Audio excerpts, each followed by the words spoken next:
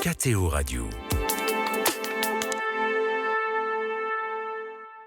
Les touristes et pèlerins qui cherchent à rentrer au Vatican par la porte Sainte-Anne doivent passer 2 contrôles successifs. D'abord celui des gardes suisses, ensuite celui des gendarmes du Vatican.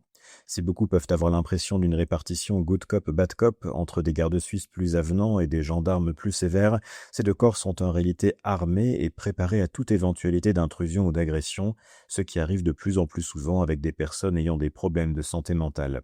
Ces 2 corps ont des fonctions différentes. La garde suisse a surtout la mission d'assurer la protection personnelle et physique du pape et les gendarmes celle d'assurer la protection du territoire de la Cité du Vatican. Mais naturellement, ces 2 organes sont amenés à coopérer, par exemple pour assurer l'escorte du pape lors de ses déplacements. Vis-à-vis de l'Italie, la répartition des tâches est très précise.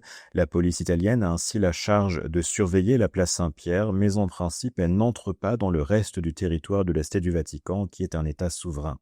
Cette donnée donne lieu parfois à quelques détails étonnants. Ainsi, les militaires italiens en faction devant la porte Sainte-Anne peuvent naturellement échanger un café et quelques mots avec les gardes suisses en service derrière la porte, mais ils ne doivent pas mettre le pied derrière la ligne marquant la frontière, sinon ce serait du point de vue du droit international une violation de la souveraineté vaticane. De même, les gardes suisses en tenue de service ne peuvent pas franchir la ligne de frontière avec le territoire italien. Mais ils peuvent naturellement le faire lorsqu'ils sont en pause et en civil, par exemple pour aller au McDonald's tout proche, dont certains gardes suisses sont des clients réguliers.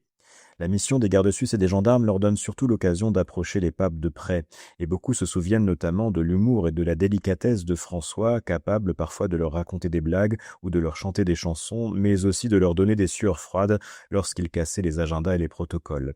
Avec Léon XIV, ils découvrent un nouveau style, plus formel, plus reposant aussi avec un temps structuré d'une façon plus classique. Mais quelle que soit la personnalité et le style des papes successifs, ils sont tous engagés à donner leur vie pour lui, un engagement radical assumé avec passion et compétence. Vous écoutez KTO Radio.